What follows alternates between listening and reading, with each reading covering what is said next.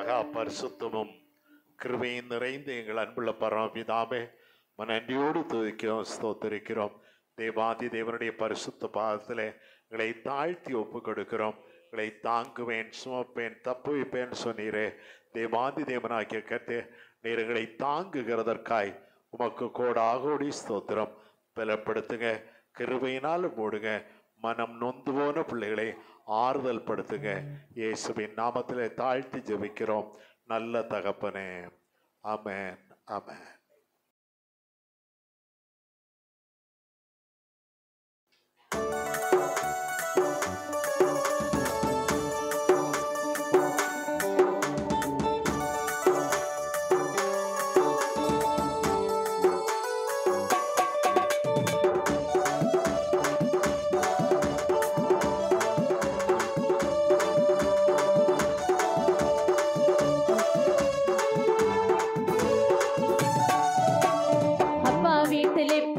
சந்தோஷமே, ஆடலும் பாடலும் இங்குதானே. நம்ம அப்பா வீட்டில் எப்போதும் சந்தோஷமே, ஆடலும் பாடலும் இங்குதானே.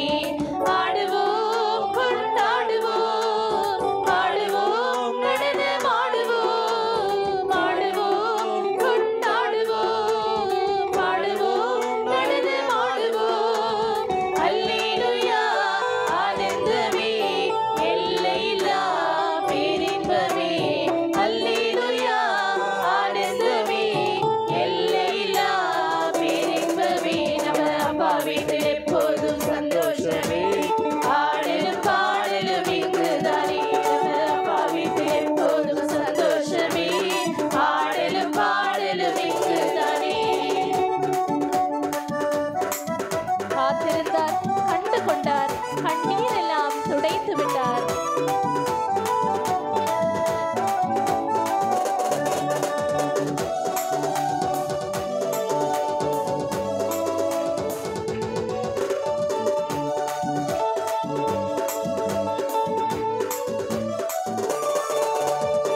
காத்திருந்தார், கண்டு கொண்டார், கண்ணீரெல்லாம் துடைத்து விட்டார். காத்திருந்தார், கண்டு கொண்டார், கண்ணீரெல்லாம் துடைத்து விட்டார். எனவே ஆடுவோம், கொண்டாடுவோம், பாடுவோம், நடனமாடுவோம், ஆடுவோம், கொண்டாடுவோம், பாடுவோம், நடனமாடுவோம். அல்லேலூயா, ஆனந்தமே, எல்லையில்லா பேரின்பமே. அல்லேலூயா, ஆனந்தமே, எல்லையில்லா பேரின்பமே. நம்ம அப்பா வீட்டில் எப்போதும் சந்தோஷமே, ஆடலும் பாடலும் இங்குதானே. நம்ம அப்பா வீட்டில் எப்போதும் சந்தோஷமே, ஆடலும் பாடலும் இங்குதானே. பரிசுத்த முத்தம் தந்து பாவமெல்லாம் போக்கிவிட்டார்.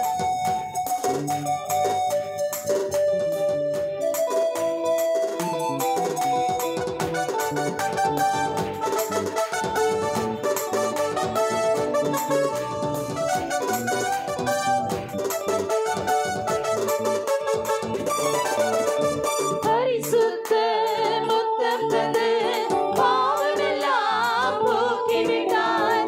பரிசுத்த முத்தம் தந்து பாவமெல்லாம் போக்கிவிட்டார். எனவே ஆடுவோம், கொண்டாடுவோம், பாடுவோம், நடனமாடுவோம், ஆடுவோம், கொண்டாடுவோம், பாடுவோம், நடனமாடுவோம். அல்லேலூயா, ஆனந்தமே, எல்லையில்லா பேரின்பமே. அல்லேலூயா, ஆனந்தமே, எல்லையில்லா பேரின்பமே. நம்ம அப்பா வீட்டில் எப்போதும் சந்தோஷமே, ஆடலும் பாடலும் இங்குதானே. நம்ம அப்பா வீட்டில் எப்போதும் சந்தோஷமே, ஆடலும் பாடலும் இங்குதானே. ஹல்லேலூயா, ஆண்டவருக்கு ஸ்தோத்திரம். நம்முடைய சபையில் உள்ள ஒரு அனுபவத்தை சொல்லி செய்திக்கு கடந்து போக ஆசிக்கிறேன். சில ஆண்டுகளுக்கு முன்னே, ஒரு 5-6 ஆண்டுகளுக்கு முன்னே நினைக்கிறேன், அப்பொழுது அமாவாசை ஜெபம் மிக சிறப்பாய் நடந்து கொண்டிருந்தது. அநேகர் திரளாய் கூடி வந்திருந்தார்கள். அவர்களுக்கு ஜெபித்து முடிக்க எனக்கு நேரமாகிவிட்டது. என்னால் முடியவில்லையா, அநேகருக்காய் ஜெபித்தேன்.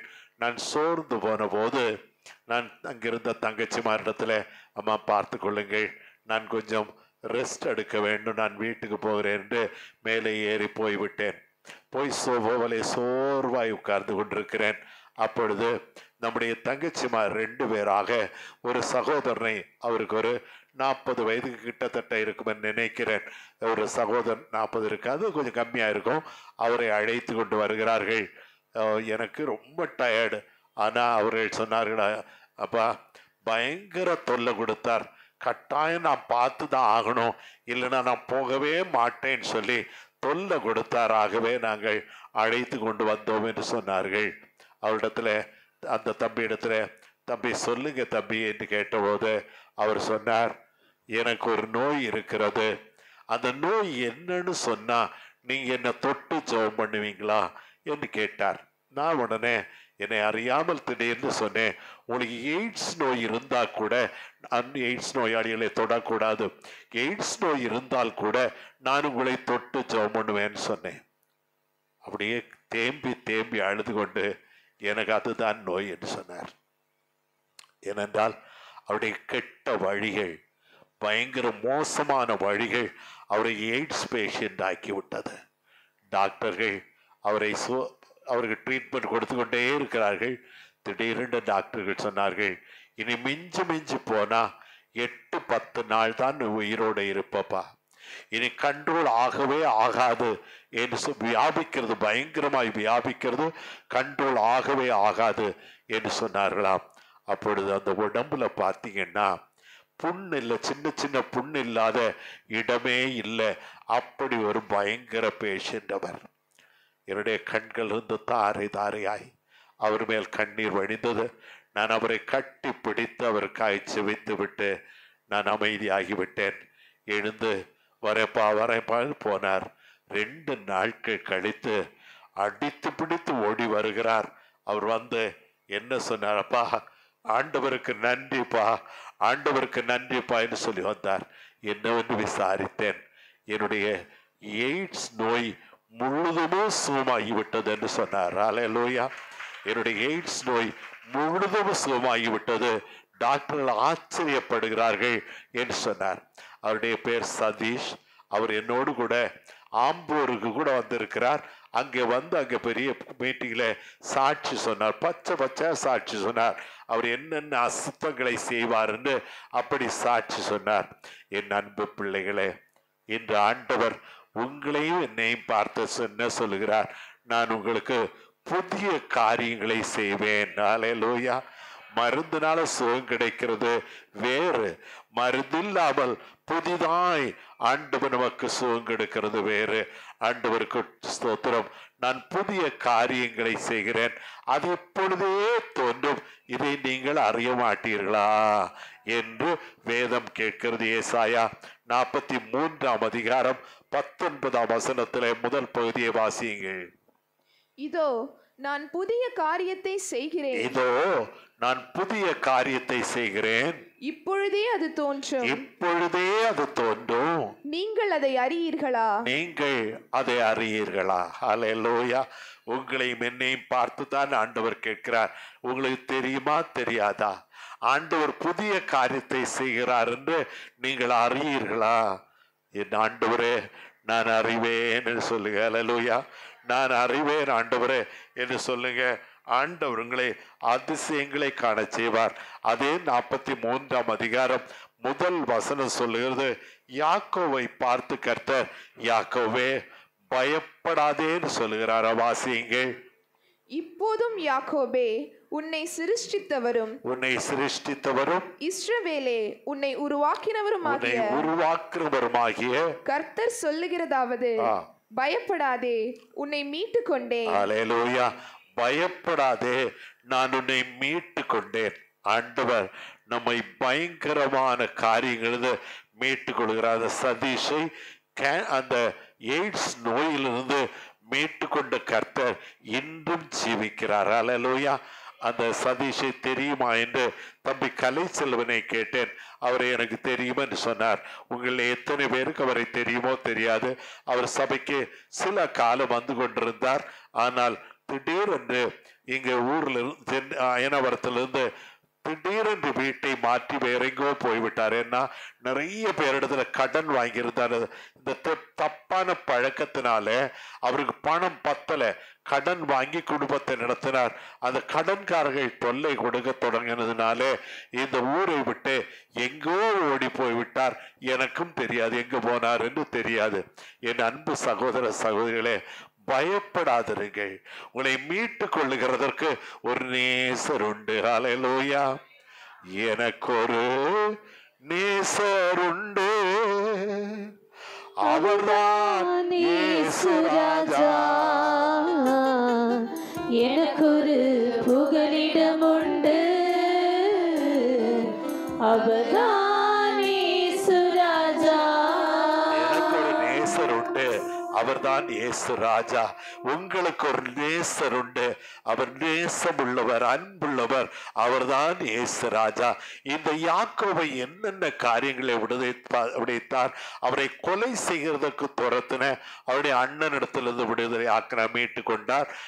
காட்டுல அவர் பயந்து நடுங்கி கொண்டிருக்கும் போது சிங்கங்களுக்கு கரைகளுக்கு அடிகளுக்கு விலைக்கு மீட்டு கொண்டார். மட்டுமல்ல, அவருடைய மாமன் வீட்டு அந்த மாமன் இவருடைய சம்பளத்தை பல தடவை மாற்றின போது அவனை விட்டு அவர் மீட்டு கொண்டார். ஹல்லேலூயா. என்னை மீட்டு கொள்ளுகிறதற்கு ஒரு நேசர் உண்டு. சொல்லுங்களேன், இருதயத்துல கை வைத்து சொல்லுங்களேன், என்னை மீட்டு கொள்ளுகிறதற்கு ஒரு நேசர் உண்டு, அவர்தான் இயேசு ராஜா. ஆண்டவருக்கு ஸ்தோத்திரம். அவர் என்ன சொல்லுகிறார்? உன்னை பேர் சொல்லி அழைத்தேன். ஹல்லேலூயா. ஆண்டவர் நம்மை பேர் சொல்லி அழைக்கிறவர். ஒரு நாள் யோனா தீர்க்கதரிசியை பேர் சொல்லி அழைத்தார். யோனா, நீ புறப்படு, அங்க நினிவே பட்டணத்துக்கு போ. அந்த நினிவேயில போய் அவளுடைய பாவம் கொடிதான் இருக்கிறது, இதை பிரசங்கம் பண்ணு, அவளுக்கு அழிவு வருகிறதுன்னு சொல்லு. நினிவே பட்டணம் மிக கொடிய பட்டணம். கிட்டத்தட்ட நம்ம அயனாவரத்தை போல கொடிய பட்டணமா இருக்கும் என்று நினைக்கிறேன். அயனாவரம் கொடியதா? நம்ம தம்பிமார் யாராவது போய் இயேசுப்பை பற்றி தெருவில் சொல்லட்டுமே, டேய் கத்திய தூக்கிட்டு வருமா? அப்படிப்பட்ட பட்டணம் தான் நம்முடைய அயனாவரம் பட்டணம். ஆனால் இப்பொழுது மாறி இருக்கிறது. ஹல்லேலூயா. நான் தெருவில் சுவிசேஷம் சொல்லும் போது என்னிடத்துல எத்தனையோ பேர் எதிர்த்திருக்கிறார்கள், எத்தனையோ பேர் அடிக்க வந்திருக்கிறார்கள். இந்த நிர்மல் ஸ்கூலுக்கு பின்னாலே போய் நின்று நாங்கள் பாடல்களை பாடின போது ஒருவன் வந்தான். டேய், நிறுத்தினா செருப்பால் அடிக்கவாடான்னு கேட்டான் என்னே. அப்ப என் பக்கத்துல நின்று கொண்டிருந்தவர், அவருடைய பேர் கிருஷ்ணன். அவர் கிருஷ்ணன், அவர் சரியான கிருஷ்ணன் தான். அந்த கிருஷ்ணன் அந்த சோலை தெருவில் வாழ்ந்தவர். அந்த கிருஷ்ணன் என்ன செய்தார்? டேய், தெரியுதா என்னன்னு கேட்டார். அண்ணா அப்படின்னா அந்த கிருஷ்ணர் தெரியாத யாரும் இருக்க முடியாது. அவ்வளவு பெரிய ரவுடி ரட்சிக்கப்பட்டு என் கூட இருக்கிறார். ஹல்லேலூயா. அவ்வளவு பெரிய ரவுடி. அவரை பார்த்தவர் வாயம் மூடிக்கொண்டார். அப்படித்தான் இந்த அயனாவரம் இருந்தது. ஆனால் இன்றைக்கு அயனாவரத்தை ஆண்டவர் ஆசீர்வதித்திருக்கிறார். ஹல்லேலூயா. சத்தமே இல்லையே. ஆண்டவர் ஆசீர்வதித்திருக்கிறார். அயனாவரம் செழிக்கட்டும். அயனாவரத்துல 333 தெருக்கள் உண்டு என்று நாம் அறிகிறோம். அந்த 333 தெருக்களுக்காகவும் தினமும் ஜெபியுங்கள். அதில் இருக்கிற கிறிஸ்தவர்கள், இந்துக்கள், இஸ்லாமியர்கள் எல்லாரும் ஆசீர்வதிக்கப்படட்டும். எல்லாருக்காக ஜெபியுங்கள். உன்னை பேர் சொல்லி அழைத்தேன். இந்த யோனா, பேர் சொல்லி அழைக்கப்பட்ட யோனா என்ன செய்தார்? பயந்து போனார். அந்த நினிவேயின் மக்களை குறித்து பயந்து, உயிருக்கு பயந்து ஓடுகிறார்.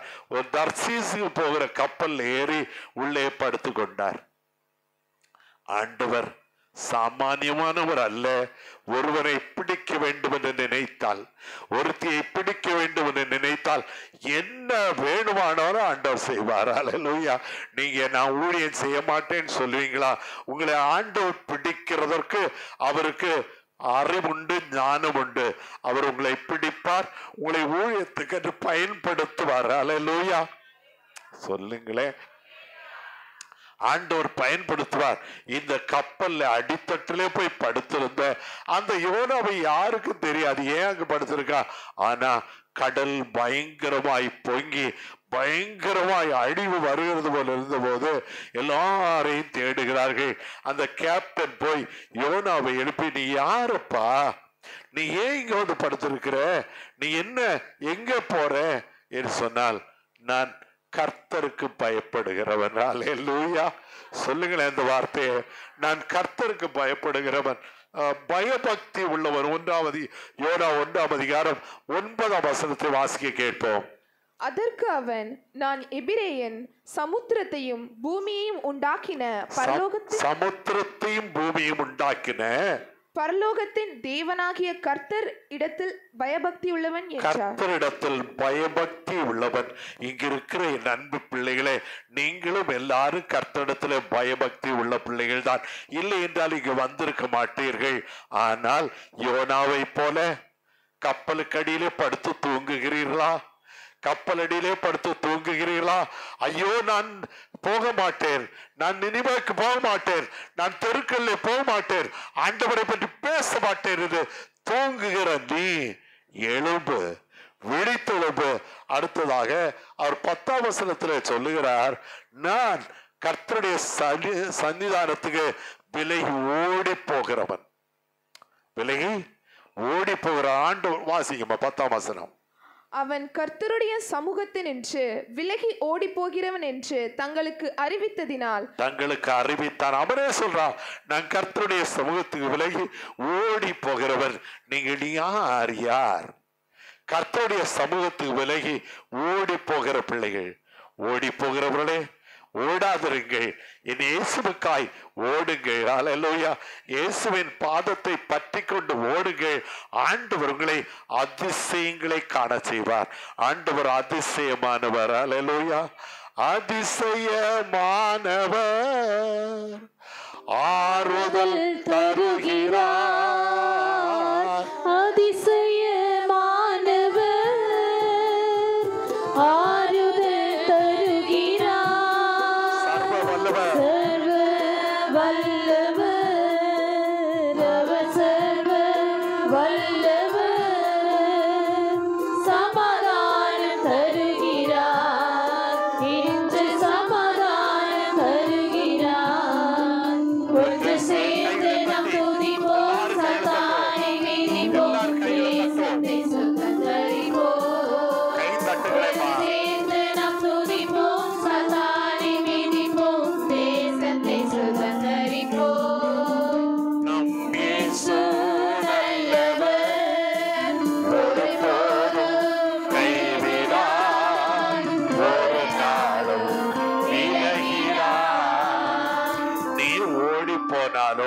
ஆண்டவர் உன்னை விட்டு விலகுவதும் இல்லை, உன்னை கைவிடுவதும் இல்லை. அல்லேலூயா, ஆண்டவர் சொல்லுகிறார், நீ என்னுடையவன். நீ யாரு? என்னுடையவன்.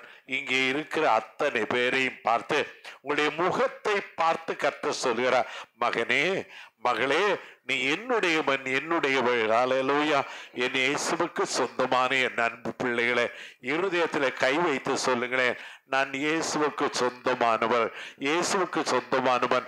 ஆண்டவருக்கு சொந்தமான உங்களை, ஆண்டவருக்கு சொந்தமான யோனாவை ஆண்டவர் நினிவேக்கு அனுப்பி வைத்தார். அல்லேலூயா, நினிவேக்கு போனார். எது? மீன் எடுத்து விழுங்கி கொண்டு போய் வாந்தி பண்ணினது. உங்களையும் மீன் விழுங்க வேண்டுமா? வேண்டாம், வேண்டாம், வேண்டாம். மீன் என்றால் என்ன சொன்ன? பயங்கர பிரச்சனைகள், பயங்கர பாடுகள், பயங்கர நோய்கள், பயங்கர குடும்ப குழப்பங்கள், இவைகள் தான் அந்த பயங்கரமான மீன். அது உங்களை விழுங்கினால்தான் நீங்கள் நினிவேக்கு போவீர்களா? அது உங்களை விழுங்கினால்தான் இயேசுவை பற்றி பேசுவீர்களா? இல்லை ஆண்டவரே, நான் இப்பொழுதே என்னை ஒப்பு கொடுக்கிறேன். அல்லேலூயா, என்னை ஒப்பு கொடுக்கிறேன் சொல்லுகிற நீங்கள் பாக்கியவான்கள், பாக்கியவதிகள். நீ என்னுடையவன். சங்கீதம் 51:11 சொல்லுகிறது, கர்த்தரால் மீட்கப்பட்டவர்கள் ஆனந்த களிப்புடன் பாடி சீயோனுக்கு வருவார்கள். வாசிங்க. அப்படியே கர்த்தரால் மீட்கப்பட்டவர்கள் கர்த்தரால் மீட்கப்பட்டவர்கள் ஆனந்த களிப்புடன் பாடி ஆனந்த ஆனந்த களிப்புடன் பாடி சீயோனுக்கு திரும்பி வருவார்கள். சீயோனுக்கு திரும்பி வருங்கள். என் அன்பு பிள்ளைகளே, நீங்கள் ஆனந்த களிப்புடன் தெருவெல்லாம் பாடிவிட்டு இந்த ஆசீர்வாத சீயோனுக்கு திரும்பி வருவீர்கள். அல்லேலூயா. நீங்கள் ஆசீர்வாத சீயோனுக்கு திரும்பி வருங்கள். நம்முடைய சபையிலிருந்து ஒரு சில தம்பிமார், ஒரு சில தங்கச்சிமார் பின்வாங்கி போனார்கள். அவருடைய பாதை சரியில்லை, தப்பா எடுத்துக்கொள்ளாதீங்க. அவளை யார் என்று சொல்ல விரும்பவில்லை. அவளுடைய பாதை சரியில்லாததுனாலே இங்கு ஆசீர்வாத சீயோன் சபைக்குள்ளே அவளை உட்கார முடியவில்லை. அவளுக்கு எரியும் இங்க வந்தா. அல்லேலூயா. சொல்லுங்களேம்மா. அவளுக்கு எரியும், அவளுடைய பாதை சரியில்லை. ஆனால் என் ஆண்டவர் அவளை திரும்ப கொண்டு வருவார். முதல்ல அவளை கர்த்தர் அவர்களை மீட்டு கொண்டிருந்தார். அவர்கள் வந்தார்கள். பாதை சரியில்லாமல் போனதுனாலே, பாதை மாறி போனதுனாலே ஓடி போயிருக்கிறார்கள். அவளை ஆண்டவர் திரும்ப கொண்டு வருவார் என்று இயேசுவின் நாமத்தில் அறிவிக்கிறேன். எதிலிருந்து மீட்கப்பட்ட ஆண்டவர், எதிலிருந்து மீட்கப்பட்டவனா? நம்மெல்லாம் பாவத்திலிருந்து மீட்கப்பட்டவர்கள். ஏசப்பா நம்மை பாவத்திலிருந்து மீட்டாரா இல்லையா? மீட்கப்பட்ட பாவி என் வேதம் சொல்லு. மீட்கப்பட்டோம், ஆனாலும் இன்னும் பரிசுத்தம் இயேசுவை போல பரிசுத்தம் ஆகவில்லை. ஆகவே நமக்கு பேரு மீட்கப்பட்ட பாவி. என்ற பாவத்திலிருந்து யாத்திராகமம் 32ஆம் அதிகாரத்தை நீங்கள் முழுதுமாய் வாசித்து பார்த்தால் உங்களுக்கு எது விக்கிரகம்? ஒருவேளை சிலை மட்டுமல்ல விக்கிரகம். நமக்கு கர்த்தரை விட மேலாக ஒரு மனுஷனை நீ நேசிப்பாயானால் அதுதான் உனக்கு விக்கிரகம். கர்த்தரை விட மேலாக ஒரு மனுஷியை நீ நேசிப்பாயானால் அதுதான் உனக்கு விக்கிரகம். கர்த்தருடைய மேலாக ஒரு பணத்தை, பொருளை நேசிப்பாயானால், வேலையை நேசிப்பாயானால் அதுதான் உனக்கு விக்கிரகம். அந்த விக்கிரக ஆராதனை எனக்கு இனி வேண்டாம் என்று சொல்லுங்க. அல்லேலூயா. ஆண்டவர் உங்களை விடுதலை ஆக்குகிறார், மீட்டுக் கொள்கிறார். அடுத்ததாக நோயிலிருந்து மீட்டுக் கொள்கிறார் என்பது நாம் எல்லாருக்கும் தெரியும். நம்ம எல்லாருக்கும் தெரியும். வேதம் சொல்லுது, மத்தேயு சுவிசேஷம் 9ஆம் அதிகாரம் 35ஆம் வசனத்துல சகல நோய்களையும் நம்மை விட்டு நீக்குவாராம். என்ன நோய்?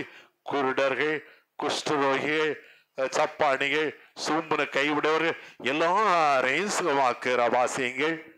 பின்பு இயேசு சகல பட்டணங்களையும் கிராமங்களையும் சுற்றி நடந்து ஜெப ஆலயங்களில் உபதேசித்து ராஜ்யத்தின் சுவிசேஷத்தை பிரசங்கித்து ஜனங்களுக்கு உண்டாயிருந்த சகல வியாதிகளையும் சகல நோய்களையும் நீக்கி அவர்களை சொஸ்தமாக்கினார். அல்லேலூயா. அல்லேலூயா. என் நேசராலே கூடாத காரியம் ஒன்றுமே இல்லை. சகல நோய்களையும் நம்மை விட்டு அகற்றுவார். யார் யார் விசுவாசிக்கிறீங்க? உற்சாகமாய் கைகளை தட்டி தேவனை மையப்படுத்துங்களேன். நான் விசுவாசிக்கிறேன் ஆண்டவரே. விசுவாசிக்கிறவனுக்கு எல்லாம் கூடும். ஆனால் அதற்கென்று ஒரு ஏற்ற நேரம் உண்டு. நீ சொன்ன உடனே ஆண்டவர் சுகமாக்கி விடுகிறது. அதற்கென்று ஒரு ஏற்ற நேரம் உண்டு. அது வரைக்கும் நீயும் நானும் காத்திருக்க வேண்டும். அல்லேலூயா. கர்த்தருக்கு காத்திருந்து கழுகு போல் பலனடைந்து சேட்டைகளை அடித்து உயரே எழும்பிடுவாய். கர்த்தருக்கு காத்திருந்து கழுகு போல் பலனடைந்து சேட்டைகளை அடித்து உயரே எழும்பிடுவாய். நீங்களும் நானும் கழுகுகளை போல உயிரே எழும்ப வேண்டியவர்கள். அல்லேலூயா. உயிரே எழும்பி உயர பறந்து தூரத்தில் இருக்கிற ஆத்மாக்களை கண்டுபிடிக்க வேண்டும். கண்டுபிடித்து சீயோனுக்கு நேராய் கொண்டு வந்து நிறுத்த வேண்டும். அதற்காகத்தான் ஆண்டவர் நம்மை அழைத்தார். அதற்காய்த்தான் தெரிந்து கொண்டார்.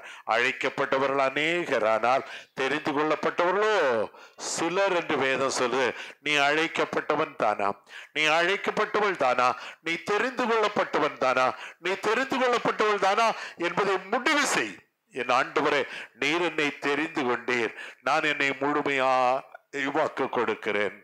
அப்பா, என்னை முழுவதும் ஒப்படைத்தேனையா உயிரோடு இருக்கும் நாளெல்லாம் உமக்கு சொந்தமையா. என்னை நான் முழுமையாய் உமக்கு ஒப்பு கொடுக்கிறேன். நான் முழுமையும் உமக்குத்தான் சொந்தமையா. நான் வேறு ஒருவருக்கு சொந்தமாயிருக்க விரும்பவில்லை. அடுத்ததாக கட்டுகள் இருந்து விடுதலை ஆக்குகிறார் என்று வேதம் சொல்லுகிறது. சங்கீதம் 116:3 சொல்லுகிறது, மரண கட்டுகள், பாதாள இடுக்கண்கள் நம்மை சூழ்ந்து கொள்ளும் போது. வாசியமா 116:3.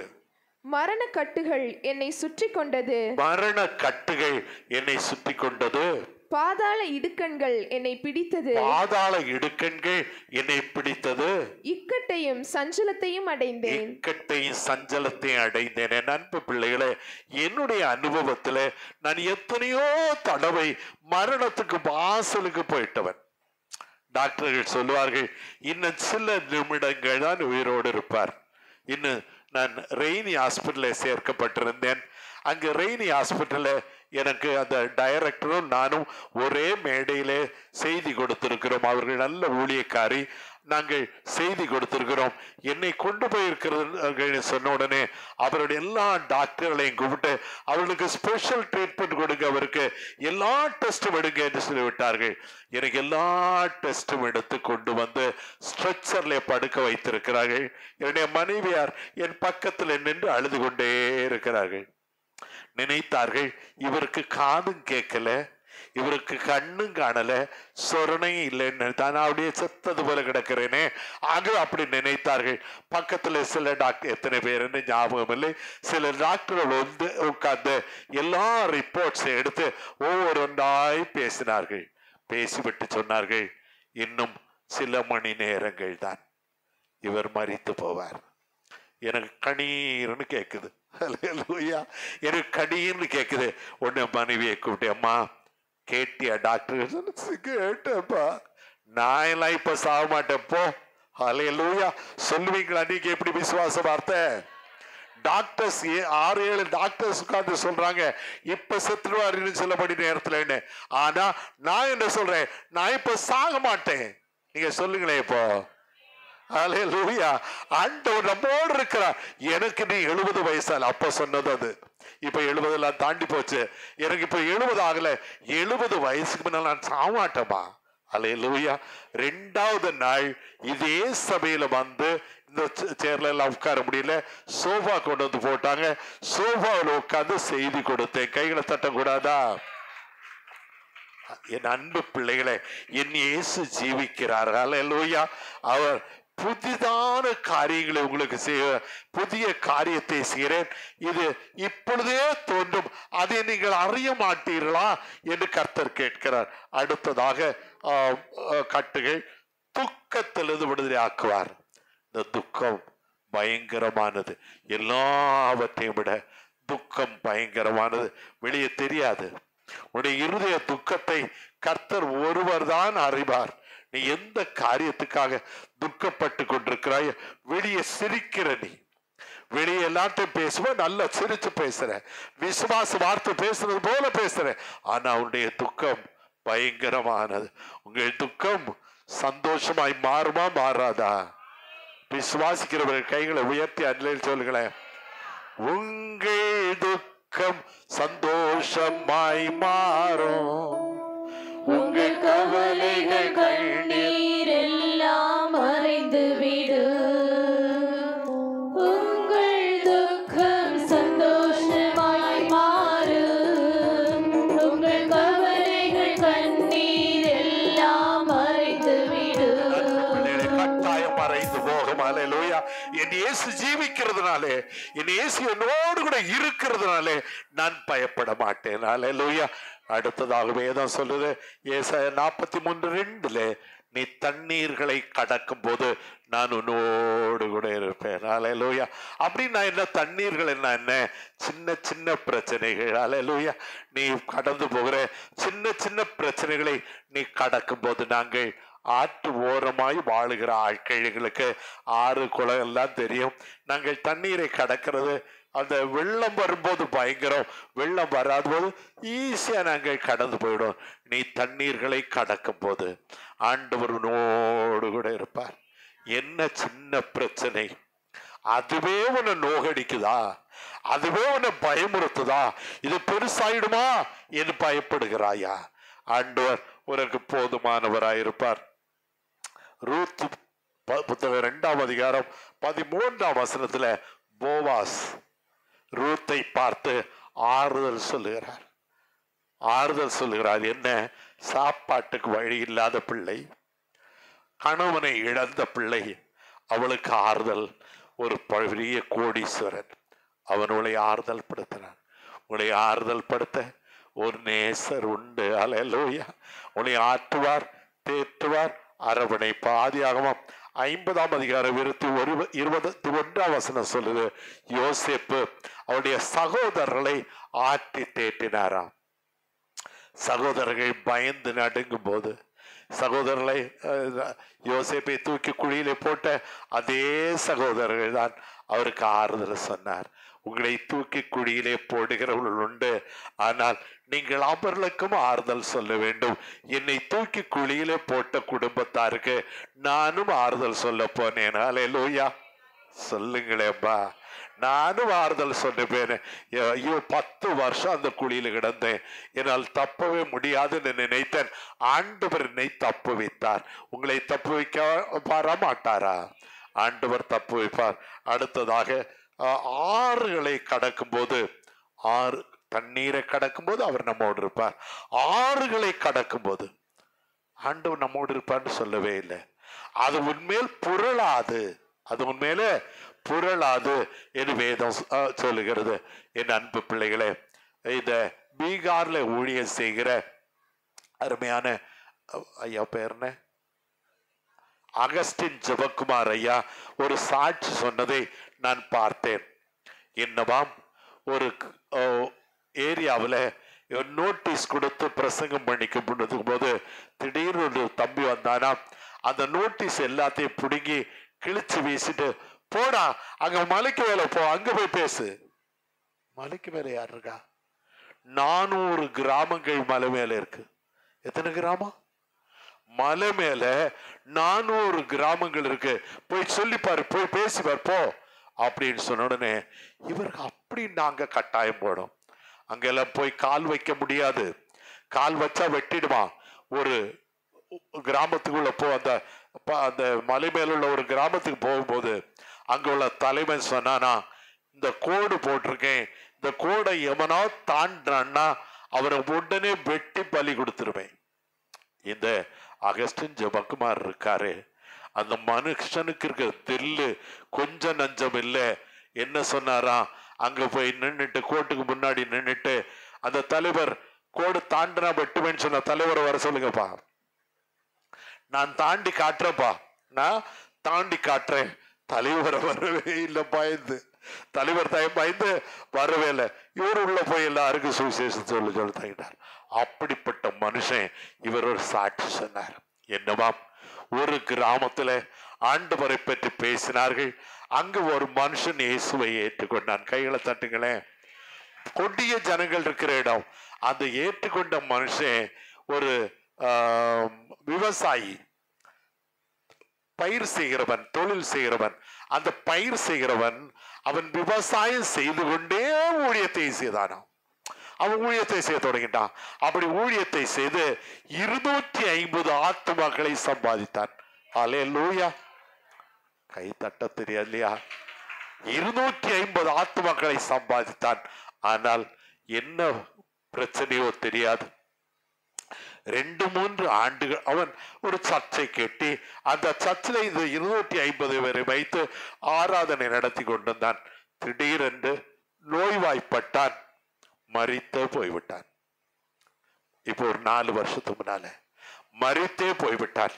அவன் மரித்து போன போது யார் இந்த சபையை நீ நடத்துவது? யாரும் இல்லை. அப்போ அவனுடைய மகள், ஒரு பெண், 19 வயசு பெண், அந்த பெண் கல்லூரியில படித்து கொண்டிருக்கிறாள். இந்த பெண் சொன்னாள், நான் நடத்துகிறேன். அல்லேலூயா. சொல்லுங்களேன் அம்மா.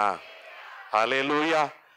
நான் நடத்து 19 வயசு பெண் பிள்ளை, நான் நடத்துகிறேன்னு சொல்லி அவள் நடத்த தொடங்கினாள். அவளை பற்றி சொன்னால் நீங்கள் ஆச்சரியப்பட்டு போவீர்கள். அவள் பிறந்த போது அவளுக்கு ஒரு நோய் வந்ததுனாலே அவளுடைய கால்கள் ரெண்டும் சுருங்கி போய்விட்டது. அவளுடைய 2 கால்களும் சுருங்கி போனதுனால அவள் கை வைத்துத்தான் நடக்க வேண்டும். அவளுடைய இடுப்பு ஒரு 9 இன்ச் தான் மேல வருவான். 9 இவ்வளவு உயரம் தான் வரும், அதுக்கு மேல வராது அவளுடைய இடுப்பு. அவளுடைய கால் அதுக்கு கீழே சூம்பி போயிருக்கும். இது வச்சுதான் நடக்கணும், இது வச்சுதான் நடக்கணும். இவள் ஓர வாக்காய்த்தான் நடப்பாளாம், நேராய் நடக்க அவளுக்கு வராது. இது கை வைத்து ஓர வாக்காய் நடப்பாளாம். அப்படித்தான் படிக்கட்டுகளை ஏற வேணும். இவள் ஊழியத்தை செய்ய தொடங்கினாள். செய்ய முடியுமாமா? செய்ய முடியுமா? யாராவது ஏற்றுக்கொள்வாங்களா? இவள் 2.5 மாதத்துக்குள்ளே 40 பேரை ஆதாயப்படுத்தினாளாம். கைத்தட்ட தெரியாதா உங்களுக்கெல்லாம்? அல்லேலூயா சொல்ல கூட தெரியாதா? 40 பேரை ஆதாயப்படுத்த கல்லூரியில படிக்கிற பிள்ளை. இந்த அகஸ்டின் ஜெபக்குமார் இடத்துல வந்தபோது அவர் கேட்டாராம், அம்மா உடைய சரீரம் இப்படி இருக்கிறது, இதை பார்த்து யாரும் ஒன்று கேட்கவில்லையா? என்னுடைய சரீர குறைபாடை யாரும் பார்க்கவில்லை, எனக்குள் இருக்கிற இயேசுவை பார்க்கிறார்கள். அல்லேலூயா, எனக்குள் இருக்கிற இயேசுவை பார்க்கிறார்கள். ஆகவேதான் இத்தனை பேர் ரட்சிப்புகளை நடத்திவிட்டேன், இன்னும் நடத்துவேன்னு சொன்னாளா? என் அன்பு பிள்ளைகளே, உங்களுக்கும் எனக்கும் என்ன குறைபாடு உண்டு? ஒரு குறைபாடும் இல்லாமல் நன்றாயிருக்கிற நமக்கு ஆண்டவருடைய ஊழியத்தை செய்ய முடியுமா? அல்லேலூயா. எழுப்புதல் என் தேசத்திலே என் கண்கள் காண வேண்டும். எழுப்புதல் என் இந்தியாவில் என் கண்கள் காண வேண்டும். தேவா கருதுகிறேன் என் தேசத்தின் மேல் மனமிரங்கு. தேவா கருதுகிறேன் என் தேசத்தின் மேல் மனமிரங்கு. எழுப்புதல் என் தேசத்திலே என் கண்கள் காண வேண்டும். எழுப்புதல் என் சபைதனிலே என் கண்கள் காண வேண்டும். எல்லாரும் எழுப்புதல் என் சபைதனிலே என் கண்கள் காண வேண்டும். தேவா கருதுகிறேன் என் தேசத்தின் மேல் மனமிரங்கு. தேவா கருதுகிறேன் என் சபைதனிலே மனமிரங்கு. நம்முடைய சபையை குறித்த கதறுதல். அல்லேலூயா, இயேசுவே, நம்ம எல்லாருடைய இதயத்தில் உண்டாக வேண்டும். சபை விருத்தி அடைய வேண்டும், சபை விருத்தி அடைய வேண்டும், சபை பரிசுத்தம் அடைய வேண்டும், சபை நிரம்பி வழிய வேண்டும். அல்லேலூயா. மீண்டும் ஒரு விசை எழுப்புதல் என் சபையிலே பாடுவோமா? எழுப்புதல் என் சபையிலே என் கண்கள் காண வேண்டும். எழுப்புதல் என் சபைதனிலே என் கண்கள் காண வேண்டும். தேவா கருதுகிறேன் என் சபைதனிலே மனமிரங்கு. தேவா கருதுகிறேன் என் சபையிலே மனமிரங்கு. எழுப்புதல் என் சபைதனிலே என் கண்கள் காண வேண்டும். என் அன்பு பிள்ளைகளே, ஆறுகளிலே நடக்கும் போது அவர் மேல் புரளாது, பெரிய பிரச்சனைகள் நீ நடக்கும் போது அவனை மேற்கொள்ளாது. அல்லேலூயா. நீ அக்னியில நடக்கும் போதும் வேகாதிருப்பாய். அல்லேலூயா. தலைகளை தாழ்த்துவோமா, எழும்புவோமா?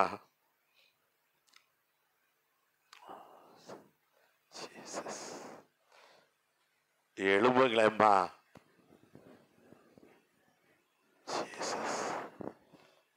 இந்த பாஸ்டர் கடினமானவன் என்று நீங்கள் சொல்லுவீர்கள். கர்த்தர் சில இடங்களிலே கடினமாய்த்தான் நடந்து கொண்டார். நீயும் நானும் ஏதோ பொறுமையாயிருக்க வேண்டிய காலம் இதுவல்ல. நீ எழும்ப வேண்டிய காலம். இனி காலம் செல்லாது. இந்த காலத்திலே நீ மௌனமாயிருந்தால் ரட்சிப்பு வேறொரு இடத்திலிருந்து புறப்படும் என்று வேதம் சொல்லுகிறது. நீ மௌனமாயிருக்க வேண்டிய காலம் இதுவல்ல. இப்பொழுது பாடுகிறோம், ஆண்டவரே எழுப்புதல் என் சபைதனிலே என் கண்கள் காண வேண்டும். ஈஸியான பாட்டு தான், பாடுங்களே. எழுப்புதல் என் சபைதனிலே என் கண்கள் காண வேண்டும். எழுப்புதல் என் சபைதனிலே என் கண்கள் காண வேண்டும்.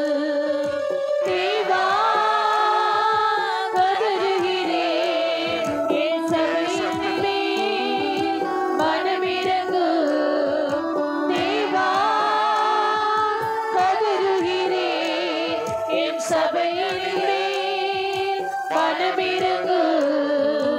எழுப்புதல் என் சபைதனிலே என் கண்கள் காண வேண்டும். ஹல்லேலூயா. எல்லாரும் கைகளை அப்படியே உயர்த்தி ஹல்லேலூயா. நீங்கள் எங்களை ஆசீர்வதிங்கள், நாங்கள் உங்களை ஆசீர்வதிக்க போகிறோம். எல்லாரும் சேர்ந்து அயனாவரம் பகுதியை ஆசீர்வதிப்போம். நம்முடைய கிளை சபைகள் இருக்கிற பகுதியை ஆசீர்வதிப்போம். எல்லாரும் ஆசீர்வதிங்களே. நீ ஆசீர்வதிக்கிற ஆசீர்வாதம் எல்லார் மேலும் தாங்கும். ஹல்லேலூயா. நம்முடைய சபை செழிக்கும். ஹல்லேலூயா. நம்முடைய சபை எழுப்புதல் நம்முடைய சபையிலே உண்டாகும். ஹல்லேலூயா. எழுப்புதல் உண்டாகும். என் ஆண்டவர் எழுப்புதலை கட்டளையிடுகிறார். அது இப்பொழுதே தோன்றும். இதை நீங்கள் அறியீர்களா? ஹல்லேலூயா. இதை நீங்கள் அறியீர்களா? இதை நீங்கள் அறியீர்களா? அது இப்பொழுதே தோங்கும். வனாந்தரம் வயல்வெளியாக மாறும். ஹல்லேலூயா. நல்ல தகப்பனே, எங்கள் அருமை பிள்ளைகள் எல்லாரும் என் இயேசுவுக்காக வைராக்கியமாய் எழும்புகிறதற்கு நீர் கிருபை செய்வீராக. கிருபையினாலும் இரக்கங்களாலும் எங்கள் பிள்ளைகளை நிரப்புவீராக, ஆசீர்வதிப்பீராக. ஒருவர் கூட ஊழியத்தை செய்யாதிருந்தால் அவர்கள் வேண்டாம் ஆண்டவரே. இந்த சபைக்கு ஊழியத்தை செய்யாத ஒருவர் கூட இந்த சபைக்கு வேண்டாம் ஆண்டவரே. ஊழியத்தை செய்கிற பிள்ளைகளை மாத்திரம் எங்களுக்கு தாரும். உண்மையுள்ள ஊழியர்களை தாரும். ஆசீர்வதியும். இயேசுவின் நாமத்தில் பிதாவே. ஆமென். ஆமென். உங்களுக்கு